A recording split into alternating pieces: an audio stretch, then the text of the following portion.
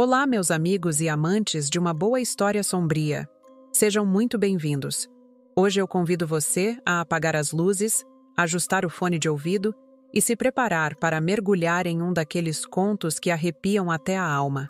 Respire fundo, porque a partir daqui cada detalhe, cada som e cada sombra podem revelar muito mais do que parecem. Agora, acomodem-se, porque vocês vão escutar Palhaço do Mal, o Circo das Marionetes. O sol já se punha atrás dos morros de São Sebastião do Rio Preto, espalhando sobre a cidade uma luz avermelhada que parecia brasa viva. Era um lugar pequeno, pouco mais de 1000 habitantes, onde cada rosto era conhecido e cada segredo era repetido até perder o brilho. Na varanda da casa simples de madeira, Eustáquio afiava uma velha faca de enxada quando viu, ao longe, um caminhão enorme coberto por placas coloridas atravessar a estrada de terra. Letras enormes tremulavam pintadas na lona, Grande Circo das Marionetes. Seu coração bateu mais forte. Circo, murmurou, sentindo o cheiro imaginário de serragem e algodão doce da infância. Ele se lembrava do pai o carregando nos ombros, dos irmãos correndo entre as barracas de tiro ao alvo, do brilho das lanternas contra a noite. Naqueles tempos, circos eram eventos grandiosos. Hoje em dia, quase não existiam, e raramente paravam em cidades pequenas como aquela. Entrou correndo em casa, chamando pela esposa. Lindaura! Vocês não acreditam no que chegou na cidade. Rodrigo e Lucas, os filhos, largaram os cadernos da escola na mesa e correram até ele. Que foi, pai? Circo, meus filhos. Circo de verdade. Seus olhos brilhavam como se tivesse recuperado alguns anos de juventude. Hoje em dia quase não tem mais circo. As crianças gritaram empolgadas. Lindaura sorriu, mesmo cansada do trabalho do dia. Circo? Desse tamanho? Aqui? Pois é. Deve ser pequeno. Mas o caminhão era grande, viu? Deve ter umas atrações boas. Podíamos ir hoje mesmo. À noite, o calor caiu, e o vento morno trouxe o cheiro agridoce de pipoca velha misturada à serragem úmida. O circo estava montado no campo de futebol da cidade, uma lona listrada de vermelho vinho e preto, diferente dos tons alegres dos circos antigos. Os desenhos das faixas no tecido eram estranhos. Figuras de marionetes com fios tensos presos a mãos que não apareciam por inteiro, apenas dedos esguios. Dentro da lona, o espetáculo era silencioso demais. Nada de animais, nada de música animada. Apenas uma plateia sussurrante e um palco iluminado por lâmpadas amareladas penduradas em fios expostos. E então começaram os números. Marionetes que se moviam como gente, vestidas como crianças. Como se tivessem sido esculpidas com obsessiva precisão. Pai! Lucas cochichou. Parece gente de verdade. É a modernidade do negócio, murmurou Eustáquio. Mas a apresentação era boa. Hipnótica até. Eustáquio se viu rindo, batendo palmas, emocionado como um menino. Ao final, prometeu. No fim do mês a gente volta, escutaram? Eu junto mais um dinheirinho e trago vocês de novo antes deles irem embora. As crianças vibraram. Mas o brilho da noite de circo durou pouco. Na manhã seguinte, enquanto tomavam café preto forte, Lindaura entrou na cozinha com o rádio portátil na mão. Uma interferência cortando a voz da locutora. 2 menores desaparecidos. Filhos de Antenor. Buscas continuam. Polícia investiga. Desaparecidos? Eustáquio franziu o senho. Aqui na cidade? Lindaura assentiu, preocupada. A cidade murmurava. Boatos surgiam como erva daninha. Onça no mato, fuga de casa, sequestro. Mas ninguém tinha respostas. Nos dias seguintes, mais 2 crianças sumiram. Depois mais uma. E outra. 7 no total.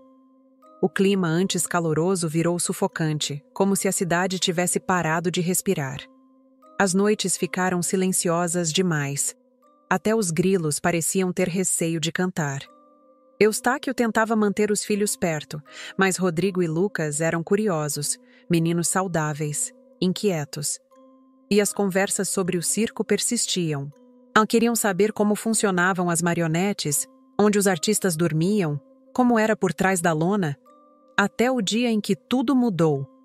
Era final de tarde quando Rodrigo irrompeu pela porta, ofegante, suado, os olhos arregalados como se tivesse visto um fantasma. "Pai!" gritou. "Pegaram o Lucas!" Eustáquio levantou tão rápido que a cadeira tombou para trás. "Como é que é?" Ele estava comigo. A gente foi lá no circo, mas só para olhar, pai. A gente nem entrou. Tava só espiando. Aí 2 homens começaram a brigar. Eles viram a gente. Eu corri. O Lucas correu também, mas ele é menor. Agarraram ele, pai. Eu juro. O coração de Eustáquio martelou no peito. Você não tá falando coisa com coisa, menino. Mas Rodrigo tremia tanto que era impossível não acreditar. Pai, o homem que pegou o Lucas era um dos do circo. Eu ouvi eles falando que o último já tinha sido ele que matou e que agora era a vez do outro. Eu não sei do que eles estavam falando. Lindaura começou a chorar antes mesmo de terminar de ouvir. Eustáquio agarrou o menino pelos ombros e correu até o circo. Quando chegou, encontrou Carlos e mais 2 funcionários. "Cadê meu filho?" bradou, a voz saindo rouca de desespero. Carlos levantou as mãos, calmo demais. "Pegamos o menino, sim. Ele estava invadindo a área do circo. A gente só ia levar ele de volta para casa. Mas o danadinho escapuliu e saiu correndo. Deve ter chegado lá primeiro que o senhor." A explicação era linear demais, rígida, ensaiada. Mas Eustáquio quis acreditar. Correu para casa. Chamou pelo filho. Nada. Nenhuma resposta. Nenhum sinal. Foi quando o desespero realmente começou. Depois de esperar o filho e procurar muito, chamou a polícia. A polícia fez perguntas, foi ao circo, revirou a lona, abriu baús e gavetas. Nada. Rodrigo repetia com insistência que tinha visto, tinha ouvido algo terrível. Eustáquio acreditava nele. Uma parte dele sentia que algo naqueles artistas estava deslocado. O olhar de alguns, a rigidez dos movimentos, o silêncio estranho nas barracas. Era noite quando ele tomou uma decisão que não contou nem à esposa. Ia entrar no circo. Sozinho. Choveu fino naquela noite. A lona do circo das marionetes brilhava sob relâmpagos distantes. A cidade dormia. Apenas cães latiam, inquietos, como pressentindo um mal invisível. Eustáquio rastejou por baixo da lona, sujando a camisa de barro. Dentro, o circo estava em pleno espetáculo. Música tensa, palhaços no picadeiro, marionetes suspensas. O público ria sem saber o que se escondia nas sombras. Ele se esgueirou para os bastidores. O cheiro lá dentro era diferente, gelado, químico, metálico. Um corredor de madeiras frágeis levava a uma sala improvisada. Ele olhou pela pequena janela de vidro fosco, vazia, mas quando se virou para continuar o caminho, ouviu passos, e 2 pessoas saíram daquela mesma sala. A porta não tinha se movido, não tinha rangido, e ele tinha certeza absoluta de que estava vazia 1 segundo antes. O terror subiu pela espinha. Ele voltou até a porta. Tocou a madeira. Fraca demais. Notou uma diferença no cheiro. Forte, como éter. Passou os dedos pela parede até encontrar uma fresta quase imperceptível. Empurrou. A parte da parede deslizou alguns centímetros, revelando um buraco negro. Um quarto escondido. O mundo de Eustáquio desabou quando entrou. 3 crianças, amarradas, dopadas, jogadas no chão como sacos de carne. Um freezer branco ligado a um gerador. Uma maca com instrumentos cirúrgicos. Uma prancheta com nomes, idades. E ao lado de cada nome, órgãos humanos listados como produtos. O adesivo no freezer dizia: "Não armazenar alimentos ou bebidas." Uma frieza que congelou a alma de Eustáquio. Suas mãos tremiam quando pegou o celular para ligar para a polícia. Mas antes que discasse, passos se aproximaram. Vários. A sala não tinha onde se esconder. E em um ato desesperado, ele correu, tomou distância e explodiu contra a parede de madeira, abrindo-a com um estrondo. Atrás dele, gritos. "Ele viu! Procurem! Peguem ele!" A lona tremulou quando Eustáquio rolou para fora, entrando direto no círculo dos artistas. Palhaços, acrobatas, marionetistas. Todos o olharam com ódio e espanto. Ele sacou o celular e começou a discar. Do lado de fora, a voz dos perseguidores ecoou. "Onde ele tá? Ele viu tudo!" Os artistas, agora alertas, avançaram. Eustáquio entrou em luta corporal, tomando socos e empurrões, o celular caindo com o barulho de luta sendo captado pela policial do outro lado da linha. Ele conseguiu se desvencilhar de Ezequiel, o palhaço mais velho, cuja maquiagem borrada se transformou num sorriso sinistro. Eustáquio correu, tropeçou, subiu no picadeiro, arrancou o microfone do apresentador e, num grito de desespero que ecoou por toda a lona: "As crianças estão aqui! O circo tá roubando nossos filhos!" O público congelou. Os músicos pararam. Gritos surgiram. Correria. Caos absoluto. Em pouco tempo, as pessoas encontraram a sala, agora com uma parede derrubada. Encontraram as 3 crianças. Encontraram o freezer. Encontraram os órgãos. O inferno tomou forma. Eustáquio segurou Ezequiel pelo colarinho, o socando, gritando: "Cadê meu filho? Cadê o Lucas?" O palhaço, mesmo sangrando, sorriu. Apontou para um cantinho do cenário. Um marionete, do tamanho exato de Lucas. O palhaço se aproveita para empurrar Eustáquio e correr. A princípio, Eustáquio não entendeu. Mas quando pegou a marionete nos braços, sentindo o peso, a textura, a rigidez, percebeu a verdade e caiu de joelhos. A lona ainda fumegava quando as sirenes chegaram. As chamas lamberam o tecido e transformaram cores em cinzas. O calor era um muro que afastava as vozes, e cada estalo das cordas queimando soava como um estalo de dentes. Havia sangue nas mãos de moradores. Havia olhos estupefatos. Havia também algo que a fumaça não podia engolir. A sensação de que aquilo não era apenas crime, era ritual. Uma tradição deturpada que encontrara no tráfico de corpos a sua oficina. Eustáquio estava no chão, com o peso do mundo nos ombros, a marionete de Lucas encostada ao peito como um filho morto e ainda quente. O plástico daquela face infantil, polida e fria, refletia as chamas e distorcia o rosto de quem olhava. Ele não sabia por onde começar a perguntar e talvez por isso gritava. O seu grito dava ritmo à confusão.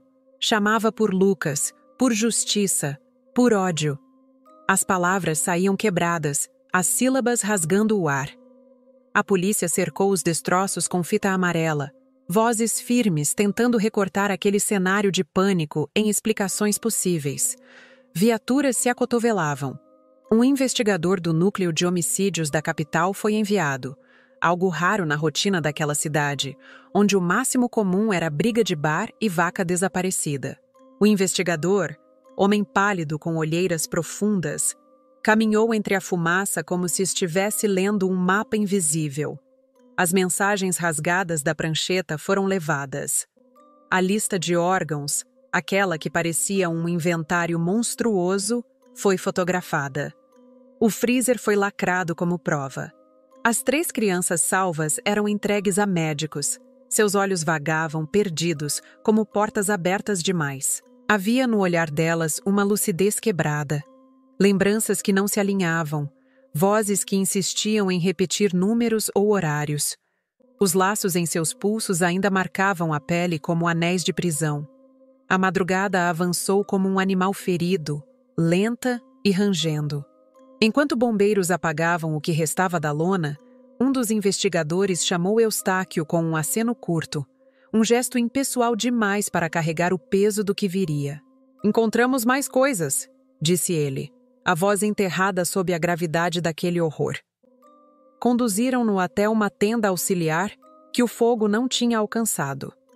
Lá dentro, enfileiradas em suportes metálicos, estavam dezenas de marionetes.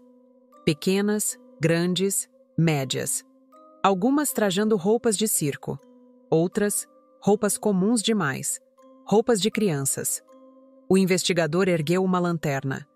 Quando o feixe cruzou os rostos das marionetes, a verdade se revelou como um tapa-frio. Não eram esculpidas. Não eram feitas de madeira. Não eram feitas de plástico. Os olhos, opacos, tinham profundidade demais. A pele tinha poros. Os lábios rachados eram imperfeitos de maneira demasiadamente humana. As articulações, cobertas por pintura grossa, escondiam cortes, suturas, remendos. Eustáquio cambaleou. Cada marionete tinha, na base dos pés, uma etiqueta escrita à mão. Um número, uma data, um nome apagado. Não é possível, ele murmurou, sentindo o mundo inclinar. Isso tudo eram crianças?